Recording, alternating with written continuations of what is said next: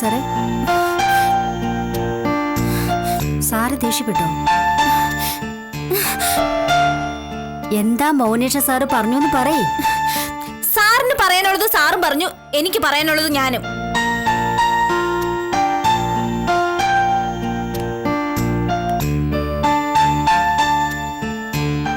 Sir, വക്കീല് വന്നിരുന്നു. ഏത് വക്കീല്? സാറിന്റെ ഭാര്യ.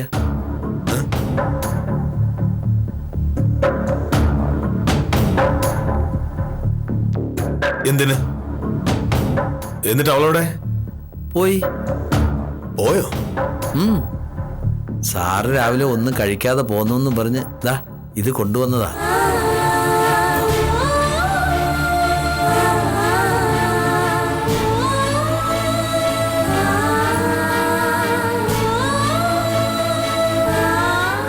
കൊണ്ടുവന്ന സാറ് ദേഷ്യപ്പെടുമെന്ന് പേടിച്ച് പുറത്തുനിന്ന് എന്നെ വിളിച്ച് ഏൽപ്പിക്കുകയായിരുന്നു.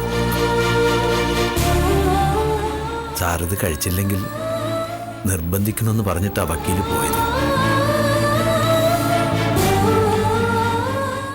ശിശുവെല്ലാം വെക്കുള്ളൂ, ഞാൻ കഴിച്ചോളാം.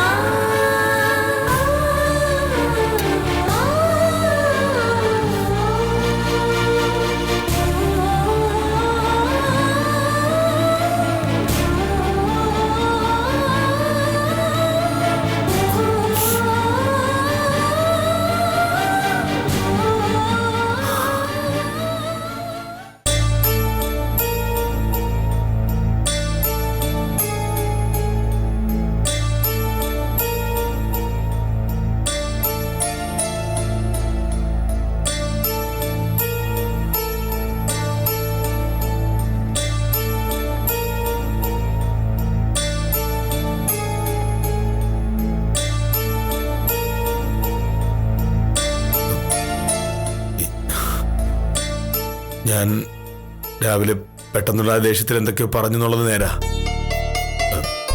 നീ അത് മനസ്സിൽ വെച്ചോണ്ടിരിക്കരുത്. ഞാനത് അപ്പോഴേ മറന്നില്ലേ.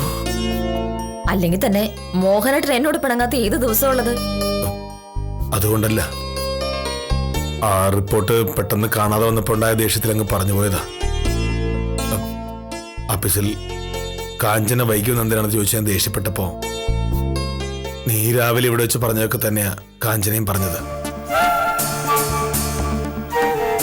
എല്ലാവർക്കും അവരവരുടെ സമയത്തിന് വിലയുണ്ടല്ലോ, അത് ഞാൻ ഓർത്തില്ല. ഇപ്പോഴെങ്കിലും എന്റെ മോഹനേട്ടൻ അത് മനസ്സിലായല്ലോ, ഭാഗ്യം. ഇപ്പൊ ഈ പറഞ്ഞതൊക്കെ നാളെ രാവിലെ ആകുമ്പോഴേക്കും മറന്നു പോകാതിരുന്നാ മതി.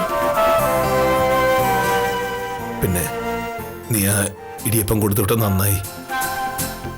ഇന്ന് ഹോട്ടലുകാർ പണിമുടക്കുന്ന ദിവസമായതുകൊണ്ട് കൃഷ്ണൻകുട്ടി കട തുറന്നില്ലായിരുന്നു. നീ അത് കൊടുത്തയച്ചില്ലായിരുന്നെങ്കിൽ പട്ടിണി ഇരിക്കേണ്ടി വന്നേനെ. മോഹനേട്ടൻ പോയി കഴിഞ്ഞ് പത്രം എടുത്ത് നോക്കിയപ്പോഴാ പണിമുടക്കിന്റെ കാര്യം ഞാൻ അറിഞ്ഞത്. അപ്പം മനസ്സിലായി മോഹനേട്ടൻ പട്ടിണിയാവൂന്ന്. അതുകൊണ്ട് ഓഫീസിലേക്ക് പോകുന്ന വഴി അതേ വന്നതാ ഞാൻ. മോഹനേട്ടന് നേരിട്ട് അതുകൊണ്ടൊന്നും തരണമെന്നുണ്ടായിരുന്നു. പക്ഷെ ആഫീസിൽ അവരുടെയൊക്കെ മുന്നിൽ വെച്ച് എന്നെ വഴക്ക് പറഞ്ഞോലെന്ന് ഓർത്തിട്ടാണ് ശിശുപാലൻ ചേട്ടനെ അത് കൊടുത്തു വിട്ടത്.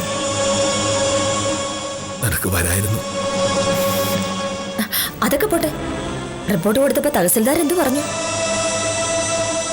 തഹസിൽദാർക്ക് ഭയങ്കര സന്തോഷമായി. എനിക്ക് കൈ തന്നിട്ട് പറയാ, മോഹനകൃഷ്ണനെ പോലെ 10 വില്ലേജ് ഓഫീസർമാരുണ്ടായിരുന്നെങ്കിൽ റവന്യൂ വകുപ്പ് രക്ഷപ്പെട്ടെന്നെയെന്ന്. പിന്നെ പറയാതിരിക്കുവോ? എന്റെ വില്ലേജ് ഓഫീസർ സിംഹക്കുട്ടിയല്ലേ. നിന്റെ കേസിന്റെ കാര്യം എന്തായി? മോഹനേട്ടൻ പോയി കഴിഞ്ഞ് ശ്വാസം പിടിച്ച് നോട്ട് എഴുതേർത്ത് ഞാൻ ഓഫീസിലെത്തിയപ്പോഴേക്കും 1/2 മണിക്കൂർ വൈകി. ആദ്യം സദാനന്ദൻ സാറ് കുറച്ച് ദേഷ്യമൊക്കെ പെട്ടു. പക്ഷെ ഞാൻ എഴുതിയ നോട്ട് വായിച്ചു കഴിഞ്ഞപ്പോൾ എല്ലാരോടും സദാനന്ദൻ സാറ് പറയുക, സത്യഭാമയെ കണ്ടുപിടിക്ക്.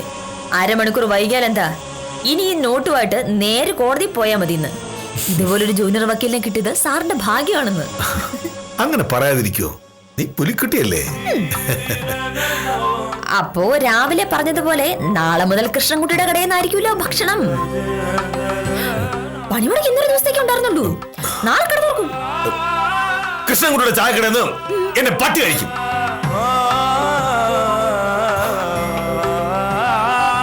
നീ ഉണ്ടാക്കുന്ന ഇടിയപ്പത്തിന്റെ രുചി വേറെ എവിടെന്നെങ്കിലും കിട്ടുമോ? വില്ലേജ് ഓഫീസർ പുറത്ത് വലിയ കടുപ്പക്കാരനാണെങ്കിലും വീട്ടിൽ മുടിഞ്ഞ സോപ്പാ.